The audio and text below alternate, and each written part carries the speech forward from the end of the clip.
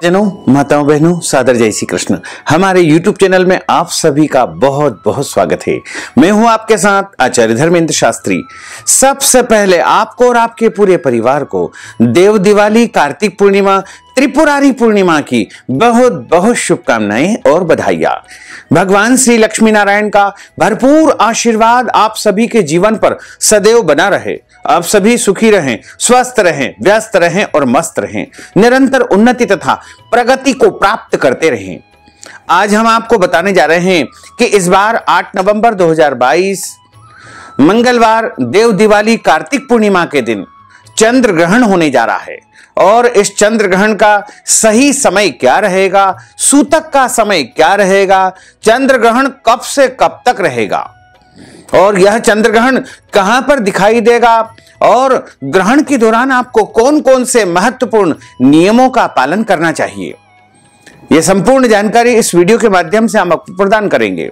तो आप सभी से अनुरोध है कि इस वीडियो को अंत तक जरूर देखिएगा और देखने के पश्चात अगर आपको अच्छा लगे तो आप शेयर भी कर दीजिएगा ताकि अधिक से अधिक लोगों को यह महत्वपूर्ण ज्ञानवर्धक जानकारी प्राप्त हो सके। 8 नवंबर 2022 मंगलवार कार्तिक माह के शुक्ल पक्ष की पूर्णिमा तिथि, देव दिवाली, कार्तिक पूर्णिमा, त्रिपुरारी पूर्णिमा के दिन, गुरु नानक जयंती के दिन इस बार चंद्र ग्रहण घटित होने जा रहा है और इस चंद्र ग्रहण का जो सही समय रहेगा, चूंकि पूर्णिमा तिथि का आरंभ 7 नवंबर 2022 सोमवार की शाम को 4:16 पर हो जाएगा, जो कि अगले दिन यानी 8 नवंबर 2022 मंगलवार की शाम को 4:31 पर पूर्णिमा तिथि समाप्त हो जाएगी। तो चंद्रोदय व्यापिनी, रात्रि व्यापिनी जो पूर्णिमा रहेगी वो 7 नवंबर 2022 सोमवार के दिन ही रहेगी। इसलिए व्रत की पूर्णिमा सोमवार के दिन ही रहेगी। कार्तिक के दीपदान या पूजन अनुष्ठान की जो पूर्णिमा रहेगी वो 7 नवंबर सोमवार को ही रहेगी।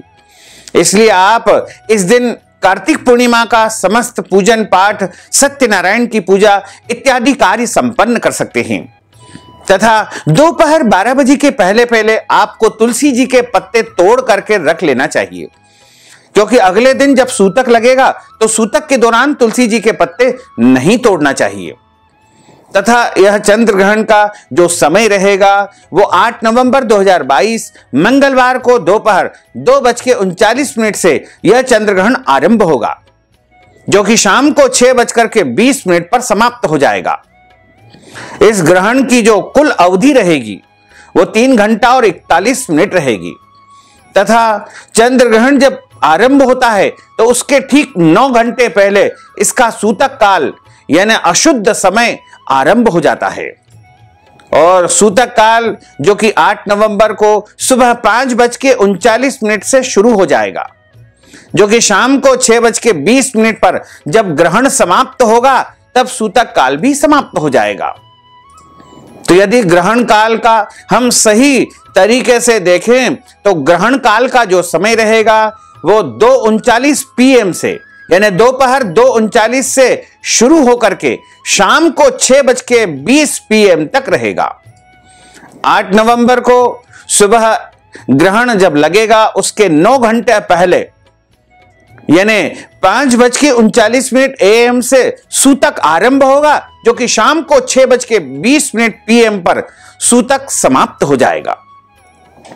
इस तरह ग्रहण का सही समय यही रहेगा।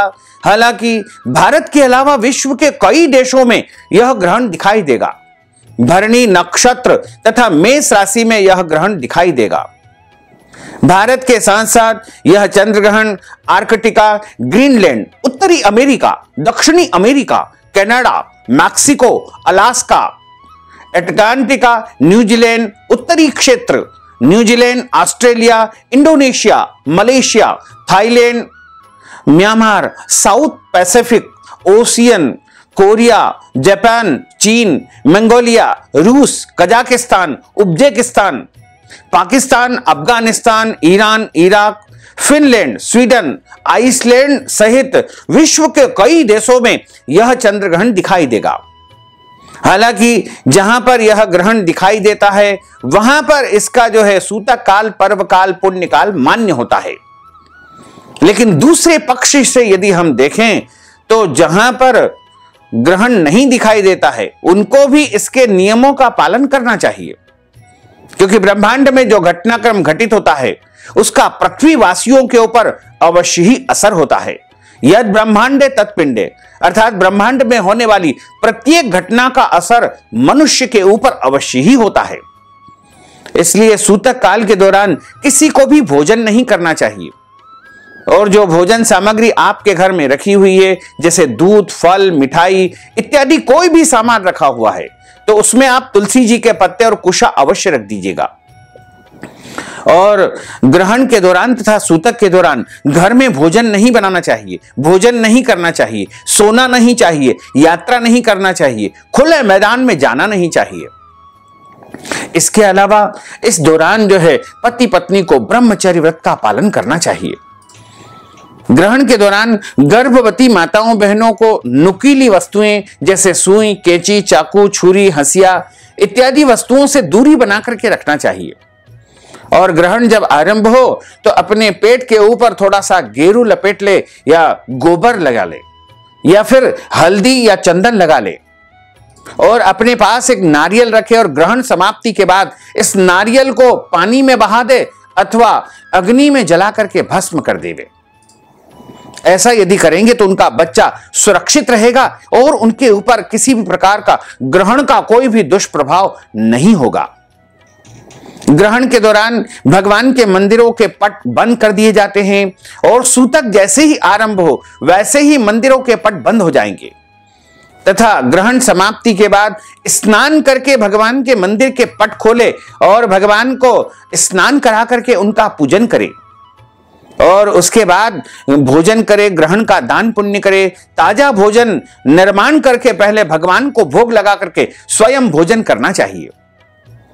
और ग्रहण के दौरान किसी भी प्रकार से व्यक्ति को झूठ नहीं बोलना चाहिए, गलत काम नहीं करना चाहिए, लड़ाई झगड़ा वाद विवाद बिल्कुल नहीं करना चाहिए, दाढ़ी कटिंग शेविंग नहीं करवाना चाहिए और घर के बड़े बुजुर्ग माता पिता सास ससुर इत्यादि का अपमान अथवा अनादर नहीं करना चाहिए। ज्यादा से ज्यादा मौन रह करके भगवान का भजन करना चाहिए, कीर्तन करना चाहिए, मंत्र जाप करना चाहिए, इष्ट मंत्र का जाप करना चाहिए। अगर आप पवित्र नदी के किनारे पर निवास करते हैं, गंगा जी, यमुना जी, गोदावरी या अन्य कोई भी पवित्र नदी के किनारे पर है, तो आपको ग्रहण के दौरान जल में खड़े रह करके मंत्र जाप सिद्धि साधना करना चाहिए। ऐसा करने से जो भी मंत्र आप जपेंगे वह सिद्ध हो जाएगा। और ग्रहण के दौरान कोई भी गलत काम, पाप कर्म, अनैतिक कर्म बिल्कुल नहीं करना चाहिए। और ग्रहण के दौरान मल मूत्र का त्याग करना भी वर्जित माना जाता है तथा ग्रहण के दौरान खाना पीना वर्जित इसलिए होता है क्योंकि ग्रहण की जो नकारात्मक किरणें होती है वो खाने पीने की वस्तु को प्रदूषित कर देती है। यह हमारे धर्म ग्रंथों, हमारे ऋषि मुनियों ने, जो कि प्राचीन काल के वैज्ञानिक थे, उन्होंने इस बात को विशेष रूप से उल्लेख किया है। क्योंकि राहु और केतु जब चंद्रमा को ग्रसित करते हैं, ऐसी स्थिति में चंद्र ग्रहण होता है और चंद्र ग्रहण जब होता है तो चंद्रमा से नकारात्मक किरणें पृथ्वी पर प्रवाहित होती रहती है और वो नकारात्मक किरणें हमारे भोजन के माध्यम से, अन्न जल के माध्यम से हमारे शरीर में प्रवेश कर सकती है। इसके कारण हमारे शरीर में रोग हो सकता है, पीड़ा हो सकती है, कष्ट हो सकता है या अन्य कोई समस्या पैदा हो सकती है। इसलिए बिना तुलसी के पत्ते या कुशा के कोई भी वस्तु को खाना पीना वर्जित माना जाता है। वैसे तो अन्न जल का परित्याग कर देना चाहिए, लेकिन बहुत आवश्यक परिस्थिति में दूध और फल आप ग्रहण के दौरान तुलसी जी का पत्ता डाल करके खा पी सकते हैं, इसका कोई दोष नहीं माना जाएगा। और जब ग्रहण पड़ता है तो 12 राशियों के ऊपर इसका अलग अलग प्रभाव देखने को मिलता है। इस बार जो चंद्र ग्रहण है वह भरणी नक्षत्र एवं मेष राशि पर घटित होने जा रहा है और 12 राशि के ऊपर इसका अलग अलग प्रभाव देखने को मिलेगा। और मिथुन, कर्क, वृश्चिक, धनु एवं कुंभ, इन 5 राशि वालों के लिए ग्रहण शुभ रहेगा तथा मीन, तुला एवं सिंह, इन 3 राशि वालों के लिए ग्रहण सामान्य रहेगा। मेष, कन्या, मकर एवं वृषभ, इन 4 राशि वालों के लिए ग्रहण जो है अनिष्टकारी यानी खराब फल देने वाला साबित होगा। तो आप ग्रहण से बचने के लिए इष्ट मंत्र का जाप करें, उपाय करें, सिद्धि साधना करें। और ग्रहण समाप्ति के 3 दिन बाद अगर आपकी राशि के ऊपर विपरीत प्रभाव है तो किसी विद्वान ब्राह्मण के माध्यम से पूजन पाठ, अनुष्ठान, महामृत्युंजय मंत्र का जाप या अन्य विधान संपन्न करवाएं। ब्राह्मण देवता से परामर्श करके विधिवत पूजा करवाएं। तो इससे आपको जो है ग्रहण का दुष्प्रभाव बिल्कुल नहीं होगा और आप पूर्ण रूप से सुरक्षित तथा संरक्षित रहेंगे। तो भक्तजनों, माताओं, बहनों, आप सभी से अनुरोध है कि इस ज्ञानवर्धक वीडियो को अधिक से अधिक लोगों को शेयर करिएगा, लाइक करिएगा, कमेंट करिएगा। और यदि अभी तक आपने सब्सक्राइब नहीं किया है तो अभी और इसी समय सब्सक्राइब अवश्य कर लीजिए। आपको और आपके पूरे परिवार को सादर जय श्री कृष्ण, सादर धन्यवाद।